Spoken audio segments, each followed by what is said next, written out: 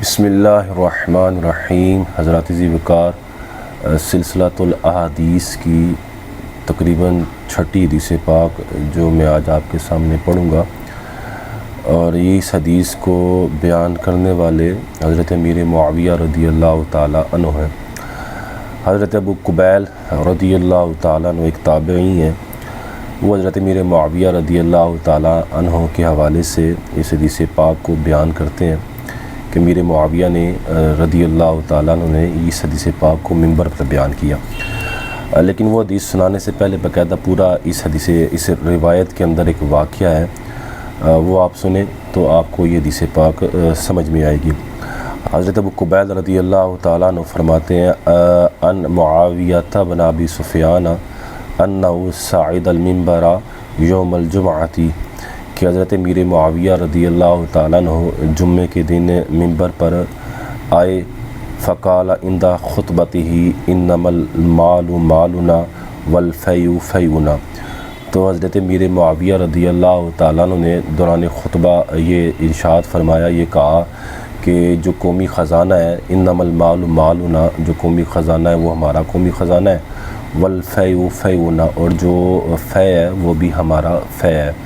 فے بھی مال کو کہتے تھے، لیکن یہ وہ مال ہوتا تھا جو کافروں سے لیا جاتا تھا، کافر بطور ٹیکس یا جزیہ یا بطور جرمانہ جو کافر ملکی اسلامی ریاست میں رہتے تھے، یا جو مقامات مسلمان فتح کرتے تھے، جو علاقے مسلمان فتح کرتے تھے، ان علاقوں میں جو کافر حضرات رہتے تھے اور اسلام قبول نہیں کرتے تھے تو ان کو ٹیکس دے کے رہنا پڑتا تھا، اس کو مال فے کہتے تھے، مال فے، جرمانہ دے کے ان کو رہنا پڑتا تھا تو اس کو مال فے کہتے تھے۔ تو امیر معاویہ یہ مال فے اور جو اس کے علاوہ دیگر مال تھے، جیسے مال غنیمت تھا جو جنگ میں حاصل ہوتا تھا، یا اور جو دیگر اموال تھے جو قومی خزانے میں آتے تھے، اس کے بارے میں امیر معاویہ رضی اللہ تعالیٰ عنہ نے فرمایا، کیونکہ آپ امیر المومنین تھے، آپ وقت کے حکمران تھے، تو آپ نے دوران خطبہ یہ ارشاد فرمایا کہ یہ جو قومی خزانہ ہے، اس کو آسان لفظوں میں آپ یوں سمجھیں کہ انہوں نے کہا کہ یہ جو قومی خزانہ ہے، یہ مال غنیمت ہے، یہ مال فے ہے، یہ سارا قومی خزانہ یہ ہمارا قومی خزانہ ہے۔ فمن شئنا اعطیناہ ومن شئنا منعناہ، تو امیر معاویہ رضی اللہ تعالیٰ نے آگے فرمایا کہ ہم جس کو چاہیں گے یہ قومی خزانہ دیں گے اور جس کو چاہیں گے نہیں دیں گے، یعنی جس کو چاہیں گے قومی خزانہ دے دیں گے اور جس کو چاہیں گے قومی خزانہ اس سے روک لیں گے۔ فلم یجبہ احد، حضرت ابو قبیل کہتے ہیں تو جب حضرت امیر معاویہ نے یہ کہا تو جو حاضرین مجلس تھے ان میں سے کوئی بھی بندہ نہ بولا، کیونکہ اتنی عوام ہونے کے باوجود امیر معاویہ رضی اللہ تعالیٰ عنہ کو اس بات کا کسی نے جواب نہ دیا۔ فلما کان فی الجمعۃ الثانیۃ قال مثل ذلک، تو جب اگلا جمعہ آیا تو امیر معاویہ رضی اللہ تعالیٰ نے پھر اگلے جمعے کو بھی یہی ارشاد فرمایا۔ فلم یجبہ احد، تب بھی امیر معاویہ رضی اللہ تعالیٰ عنہ کو اس کا کسی نے جواب نہ دیا۔ فلما کان فی الجمعۃ الثالثۃ قال مثل مقالتہ، تو جب تیسرا جمعہ آیا تو امیر معاویہ رضی اللہ تعالیٰ نے بھی اسی طرح یہ جملے دہرائے، کہا قومی خزانہ ہمارا خزانہ ہے۔ تو پہلے جمعے کو بھی یہ کہا، دوسرے جمعے کو بھی یہ کہا، پہلے جمعے بھی کسی نے جواب نہ دیا، دوسرے جمعے میں بھی کسی نے جواب نہ دیا، لیکن جب آپ نے تیسرے جمعے میں یہ کہا فقام علیہ رجل من حضر المسجد، تو مسجد کے اندر جو لوگ موجود تھے ان میں سے ایک شخص کھڑا ہوا، فقال کلا انما المال مالنا والفیء فیؤنا فمن حال بیننا وبینہ حکمناہ الی اللہ باسیافنا، تو اس دوران اس حاضرین مجلس میں، اس جمعے کے مجلس میں ایک شخص کھڑا ہو گیا،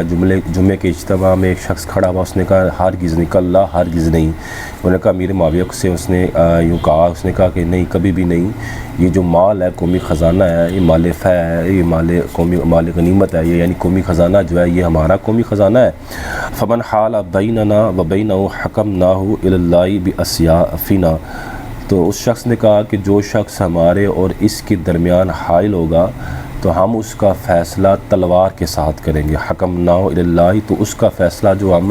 اللہ کے نزدیک کریں گے یا اللہ کے سپرد کر کے جو اس کا ہم فیصلہ کریں گے بالسیافنا، تو اپنی تلواروں کے ساتھ کریں گے۔ یعنی وہ شخص کہنے لگا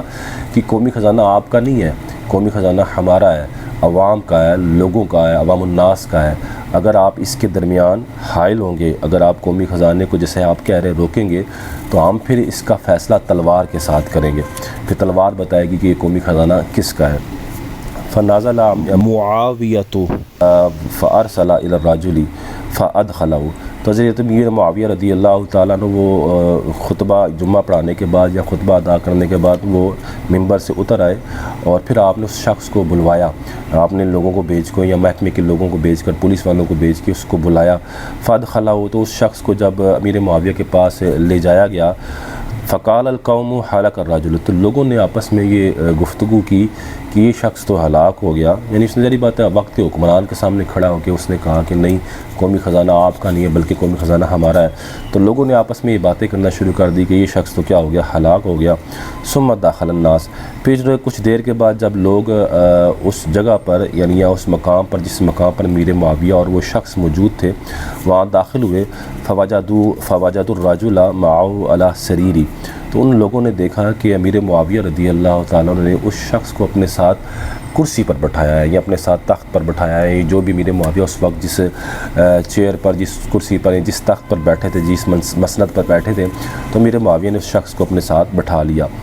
لوگوں نے دیکھا کہ اس شخص کو اپنے ساتھ بٹھایا۔ فقال معاویۃ للناس ان ھذا احیانی احیاہ اللہ، تو حضرت امیر معاویہ رضی اللہ تعالیٰ عنہ نے لوگوں سے یہ کہا کہ اس بندے نے مجھے زندہ کر دیا ہے، میری دعا ہے کہ اللہ تعالیٰ اس کو زندہ رکھے۔ یعنی امیر معاویہ کہنا چاہتے تھے کہ اس بندے کی اس بات سے مجھے کیا ہوئی ہے کہ نئی زندگی ملی ہے، یا اس بندے کی بات سے میں خوش ہوا ہوں، تو میں اس کے لیے دعا کرتا ہوں کہ اللہ تعالیٰ اس کو ہمیشہ خوش رکھے، اللہ اس کو ہمیشہ زندگی دے۔ آگے آپ نے فرمایا سمعت رسول اللہ صلی اللہ علیہ وسلم یقول سیکون من بعد امراء یقولون ولا یرد علیہم یتقاحمون فی النار کما تتقاحم القردۃ، تو امیر معاویہ رضی اللہ تعالیٰ نے آگے فرمایا کہ میں نے رسول اللہ صلی اللہ علیہ وسلم سے سنا تھا، نبی علیہ السلام نے فرمایا تھا کہ میرے بعد حکمران آئیں گے، میرے بعد حکمران ہوں گے، یقولون لا یرد علیہم، وہ حکمران جو بھی فیصلہ کریں گے یا جو بھی آرڈر دیں گے یا جو بھی بات کہیں گے یا جو بھی کام کریں گے، کوئی بھی ان کا جواب دینے والا نہیں ہوگا، کوئی بھی ان کی غلط بات کو غلط کہنے والا نہیں ہوگا، کوئی بھی ان کے غلط قوانین کے خلاف کھڑا ہونے والا نہیں ہوگا، کوئی بھی ان کے غلط فیصلوں کے خلاف بولنے والا نہیں ہوگا۔ تو امیر معاویہ نے فرمایا میں نے رسول اللہ سے یہ سنا تھا۔ نبی علیہ السلام نے فرمایا آگے کہ یتقاحمون فی النار کما تتقاحم القردۃ،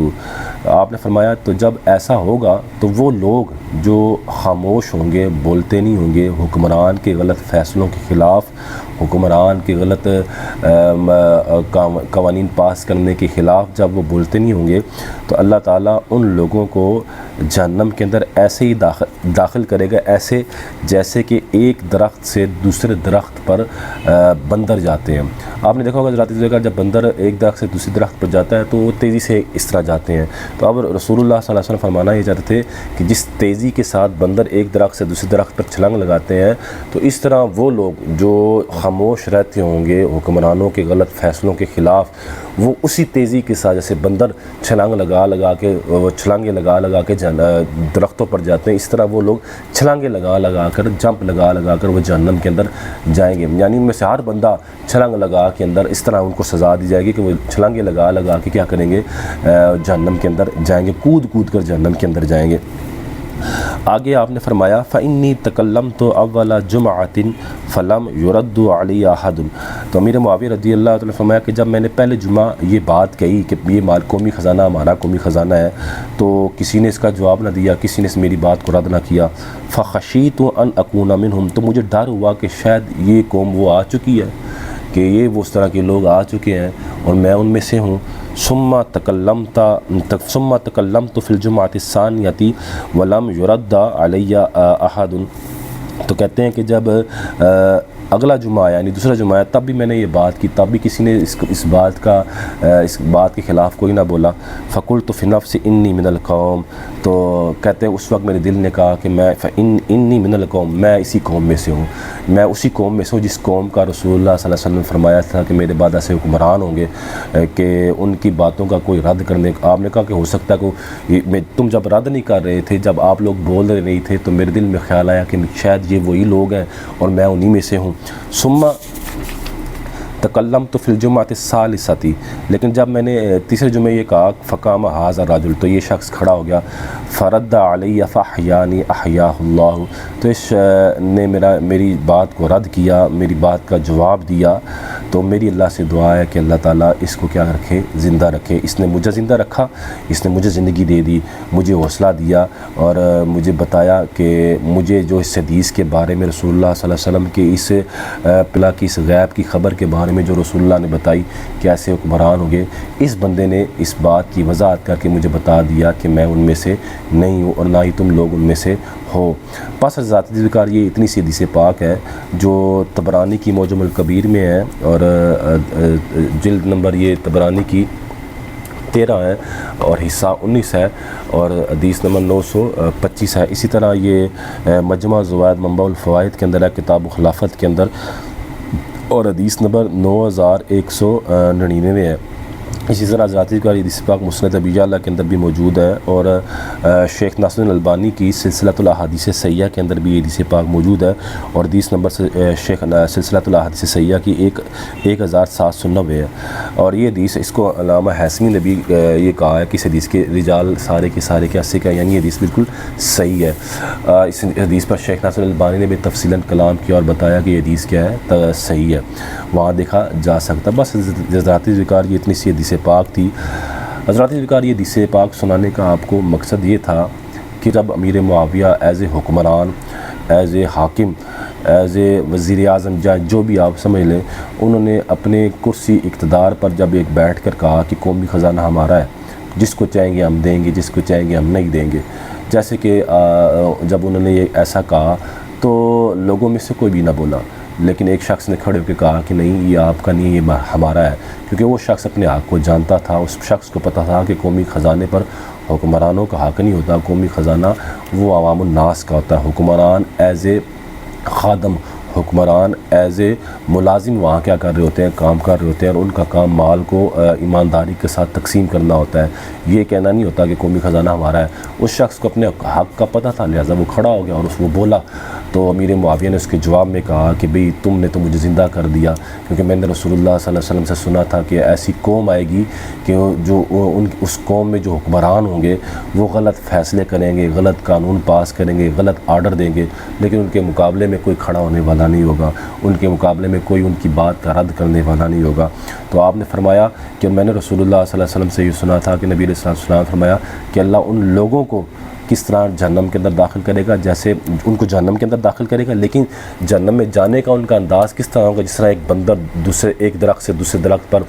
کود کر جاتا ہے، جلدی سے جاتا ہے، اس طرح وہ لوگ کود کر جہنم کے اندر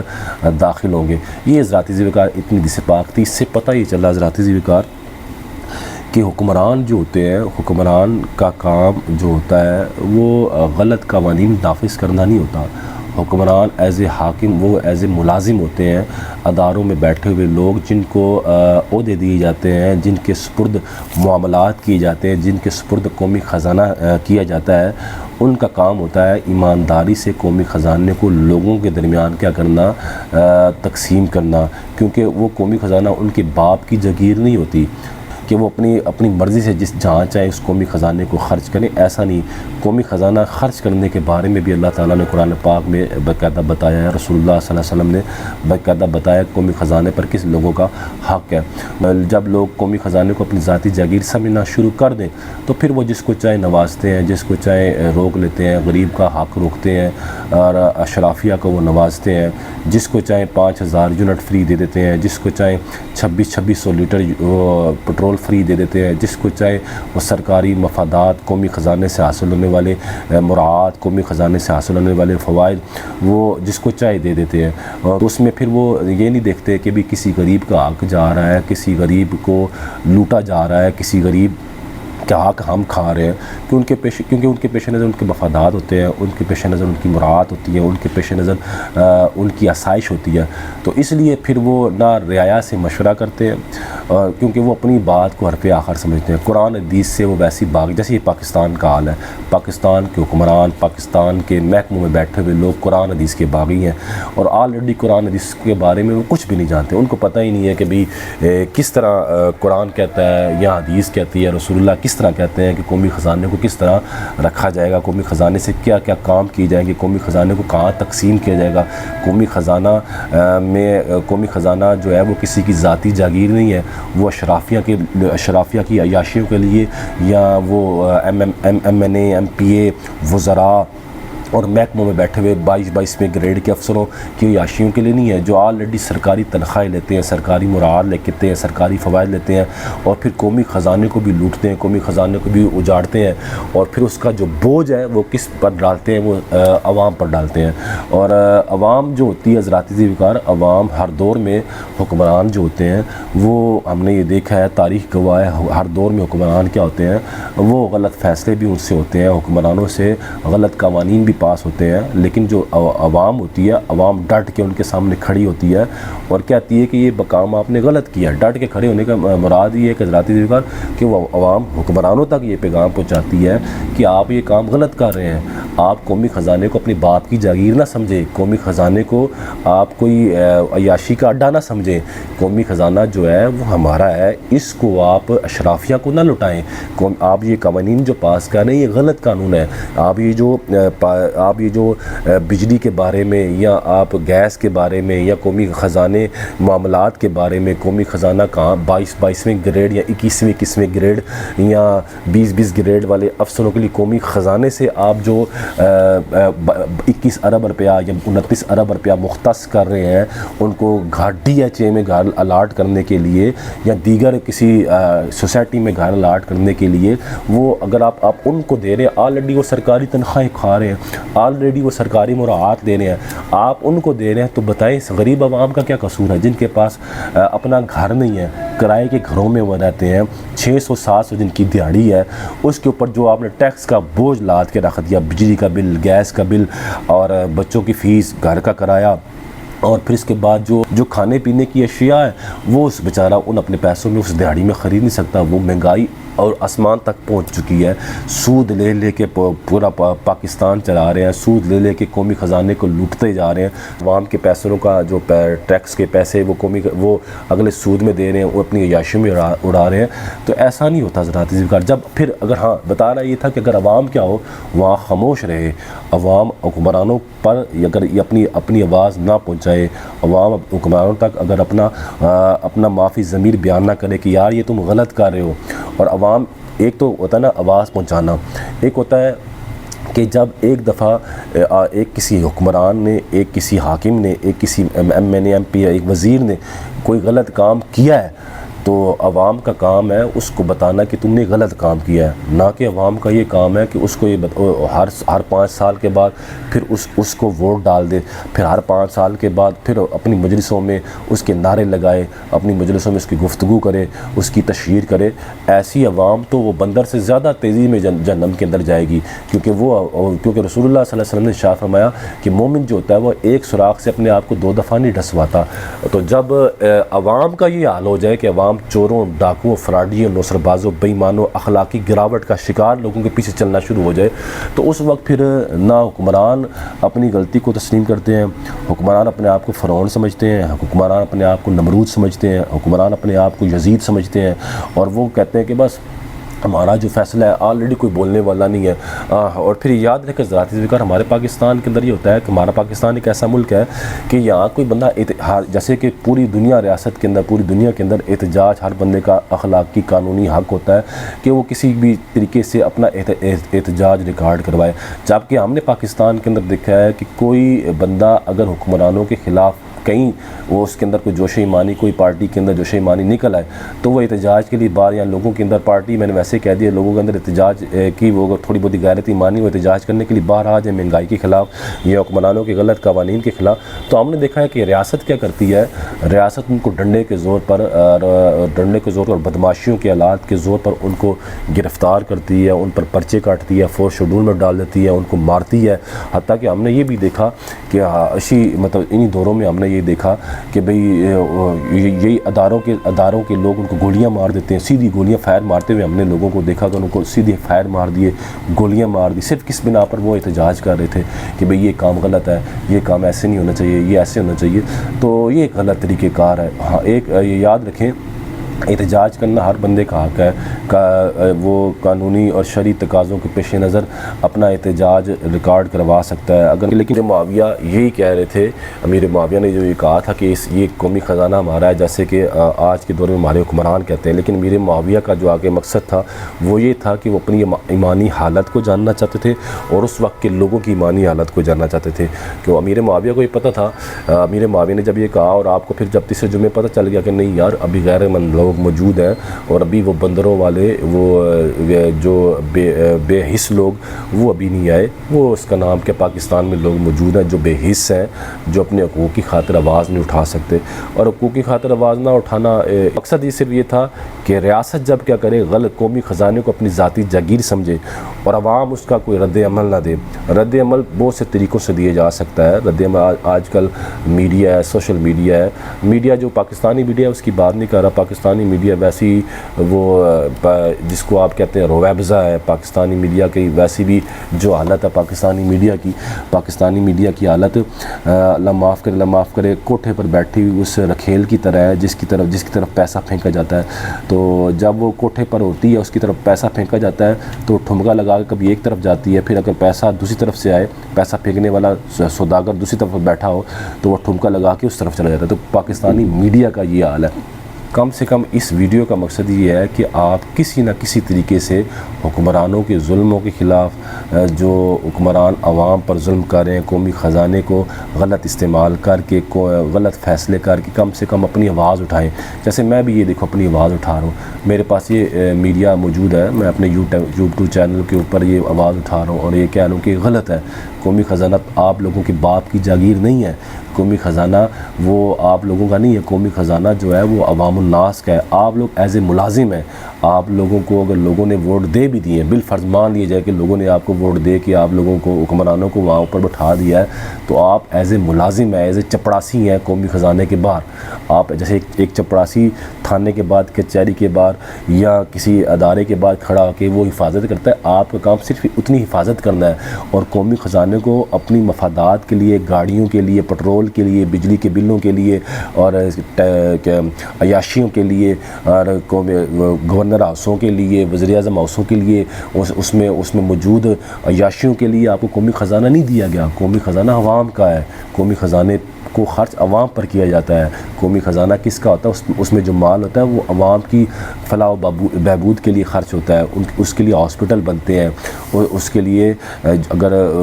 قوم پر ٹیکس لگ رہے ہیں تو قومی خزانے سے ٹیکس ادا کیے جاتے ہیں، بلوں پر اگر ٹیکس لگ رہے ہیں تو قومی خزانے سے ٹیکس ادا کر کے عوام کو ریلیف دی جاتی ہے۔ آپ اپنی عیاشیوں کے لیے وہ اس قومی خزانے کو خرچ کر رہے ہیں، تو ایسا نہیں ہونا چاہیے، یہ غلط طریقہ کار ہے۔ میں نے بھی یہ کیا کیا کہ یہ احتجاج ریکارڈ کروایا کہ یہ احتجاج تھا کہ جو حکومت پاکستان نے موجودہ وقت میں جس طرح ٹیکس کا بوجھ عوام پر ڈالا اور جرمانے لگا کر اور غلط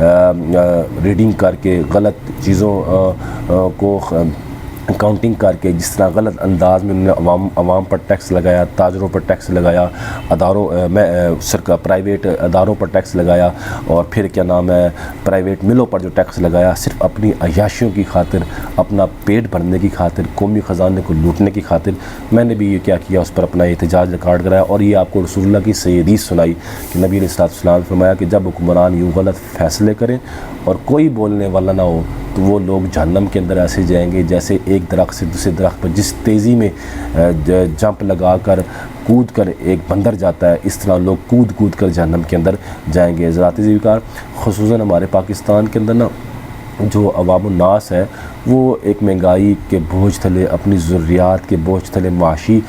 تنگیوں کے بوجھ تلے اتنی دبی ہوئی ہے کہ وہ اپنی آواز نہیں اٹھا سکتی۔ اس کے مد مقابل جو سرکاری محکموں میں بیٹھے ہوئے لوگ ہیں ان کو سرکاری مراعات ایسی اتنی حاصل ہو رہی ہوتی ہیں، وہ کہتے ہیں ٹھیک ہے،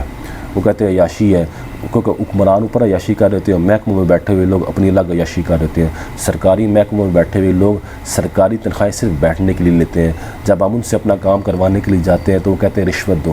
وہ کہتے ہیں آپ جب رشوت دو گے تو تمہارا کام ہوگا۔ کوئی بندہ اپنی کرسی سے اٹھنے کے لیے تیار نہیں ہوتا، کرسی تو بڑی دور کی بات ہے، اس متعلقہ آفس کے اندر، اس متعلقہ محکمے کے اندر اس افسر سے کوئی ملنے نہیں دیتا، اس کے دروازے کو کوئی دستک نہیں دینے دیتا۔ جو ہمارے ٹیکس کے پیسوں پر جو ہم پر ٹیکس لگتے ہیں، جو ہر چند کے آرام ہیں وہ لگتے ہیں، وہ ہمارے ٹیکس کے پیسوں پر عیاشی کر رہا ہوتا ہے، سرکاری ادارے میں بیٹھ کر، سرکاری محکمے میں بیٹھ کر اے سی کی ٹھنڈی ہوائیں لے رہا ہوتا ہے، ٹانگ پہ ٹانگ اس نے رکھی ہوتی ہے، اس کو ہر طرح کی جو سہولت اس کو دفتر کے اندر بھی میسر ہوتی ہے اور اس کو اس کے گھر کے اندر بھی میسر ہوتی ہے، لیکن وہ ہمارا کام کرنے کے لیے وہ تیار نہیں ہوتا۔ تو اب یہ جو بتا رہا یہ تھا کہ کچھ لوگ تو وہ ہے کہ جو یہاں پاکستان کی اکثریت، جو پاکستان کی 99% جو عوام ہے، جو وہ بیچاری معاشی پابندیوں میں، معاشی تنگیوں میں، معاشی بدحالی کے اندر کیا اتنی وہ ڈوب چکی ہے کہ وہ بجلی کا بل دے، گیس کا بل دے، بچوں کی فیس دے، گھر کا کرایہ دے، کیا کرے وہ بیچاری، ان کے گھر کی روٹی پوری نہیں ہو پا رہی، وہ بیچاری احتجاج کیا کرے، اس کے وہ احتجاج کیسے کرے؟ اس کے مد مقابل وہ سرکاری محکموں میں جس کے بارے میں بھی آپ کو بتایا، وہ محکموں کے لوگ ہیں جو سب سے بڑے ظالم ہیں، جو سب سے بڑے غدار ہیں، سب آئین کے غدار ہیں، قرآن کے غدار ہیں اور رسول اللہ کے دین کے غدار، اپنی کرسی کے غدار ہیں، اپنی ڈیوٹی کے غدار ہیں، جو سرکاری محکموں میں بیٹھے ہوئے ہیں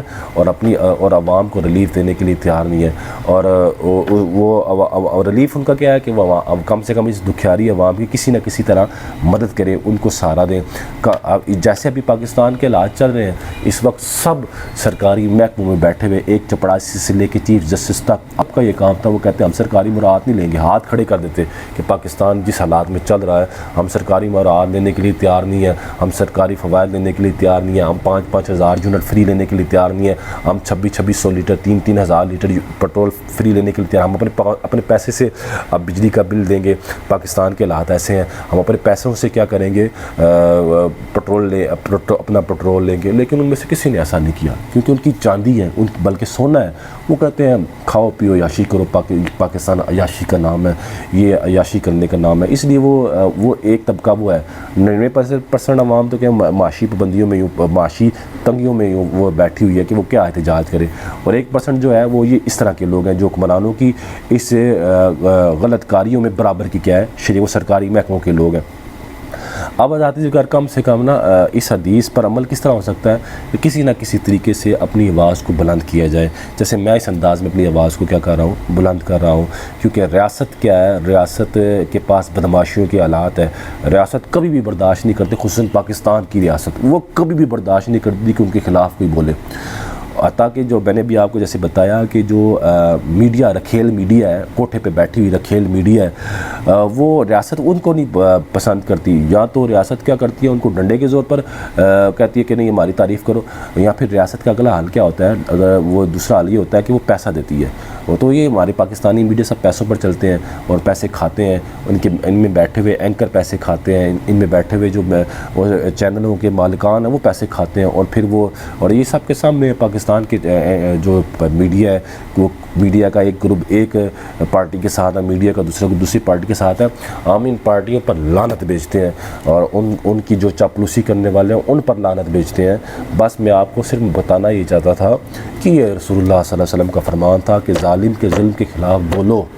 ظالم کے ظلم کے خلاف آواز اٹھاؤ۔ اگر تم ظالم کے ظلم کے خلاف آواز نہیں اٹھاؤ گے تو پھر کیا ہوگا، تمہارا بھی حال رسول اللہ نے فرمایا کہ اگر حکمران ایسے غلط فیصلے کرتے رہیں گے اور عوام چپ رہے گی تو پھر وہ عوام جہنم کی مستحق ہے، اور جہنم میں بھی جائے گی کیسے، جیسے بندر کود کر ایک درخت سے دوسری درخت پر جاتے ہیں۔ مقصود کسی پارٹی پر تنقید کرنا نہیں تھا، مقصد رسول اللہ صلی اللہ علیہ وسلم کا فرمان سنانا تھا کہ ظالم کے ظلم کے خلاف، ظالم سے یہاں وہ قتل عام والا ظالمی، یہ بھی ظلم ہے کہ قومی خزانے کو اپنی باپ کی جاگیر سمجھا جائے، قومی خزانے کو اپنی مراعات کے لیے پارلیمنٹ میں بیٹھ کے، سینٹ میں بیٹھ کے، اداروں میں بیٹھ کے قانون نافذ کر دیجیے جی جدھر چاہے ہم خرچ کریں گے، فلاں بندے کو فلاں سینیٹر کو وہ آپ اس کا نام کیا سرکاری قومی خزانہ دے دیں، اور جس نے اور ریٹائروں کو بھی دے دیں ہیں، اور جو ریٹائر ہو چکے ہیں مر چکے ہیں ان کو بھی دیں، اور کیا نام ہے جو عہدوں پر حاضر سروس ہیں ان کو بھی دیں کہ بھی اس قومی خزانہ آپ تم لوٹو، اور عوام بیچاری بھوک سے مر رہی ہو۔ تو ایسا کرنا بالکل ایک غلط کام ہے، رسول اللہ صلی اللہ علیہ وسلم کی تعلیمات، قرآن کی تعلیمات کے بالکل خلاف ہے۔ اس لیے ریاست کو چاہیے اور حکمرانوں کو چاہیے کہ خوف خدا کریں۔ اکثریت جو پاکستان کے حکمران ہیں اب وہ سارے کے سارے تقریباً ہم نے یہ دیکھا ہے کہ وہ اب ان کی ٹانگیں قبروں کے اندر ہیں، تو اب ان کو یہ چاہیے کہ اپنے برے نامہ اعمال جو انہوں نے اکٹھے کر لیے ہیں ان کو چاہیے کہ اب وہ اللہ سے معافی مانگے، عوام سے معافی مانگے، اور اس قوم کی جان چھوڑیں، اور ایماندار لوگوں کو جن کو قومی خزانے کو تقسیم کرنے کا طریقہ پتہ ہے، جن کو پتہ ہے کہ رسول اللہ نے کیا کہا ہے، جن کو یہ پتہ ہے کہ نبی علیہ السلام نے کس طرح قومی خزانے کو تقسیم کرنے کا کہا ہے، قرآن کیا کہتا ہے قومی خزانے کو کیسے تقسیم کیا جاتا ہے، ان لوگوں کو اس ادارے پر یا اس محکمے پر بٹھایا جائے تاکہ وہ قرآن اور حدیث کے مطابق، جن کے دل کے اندر خوف خدا ہو، شرم نبی ہو، اور ان کو جانتے ہو کہ غریب کی آہ کیا ہے، غریب کی پکار کیا ہے، غریب کو تکلیف کیا ہے۔ یہاں مقصود کوئی میرا اس سے کوئی ذاتی شخصیت نہیں ہے۔ پاکستان کے اندر 75 سالوں سے جتنی بھی شخصیات آئی ہیں وہ اس قوم کی غدار ہیں، وہ اس ریاست کی غدار ہیں، محکموں کی غدار ہیں، وہ آئین کی غدار ہیں، قرآن کی غدار ہیں، رسول اللہ کی غدار ہیں۔ صرف اپنی مفادات کی خاطر ایک نے بڑھ کے ایک سے جھوٹ بولا اور پاکستان کو تباہ و برباد کیا، اور ان کا خمیادہ آج ہم جیسے غریب لوگوں کو، ہم جیسے ماڑے لوگوں کو، ہم جیسے دیہڑی دار لوگوں کو وہ بھگتنا پڑتا ہے۔ اور وہ اس کا نام کیا، ان کی عیاشیاں، وہ چاہے باہر ہوں تب بھی وہ عیاشیوں میں ہوتے ہیں، پاکستان میں تب بھی عیاشی میں ہوتے ہیں، پاکستان سے باہر ہو تب بھی عیاشی میں، اور اگر یہ جیلوں کے اندر ہوں تب بھی وہاں کیا ہوتی ہیں، عیاشی میں ہوتا ہے۔ ان کو کوئی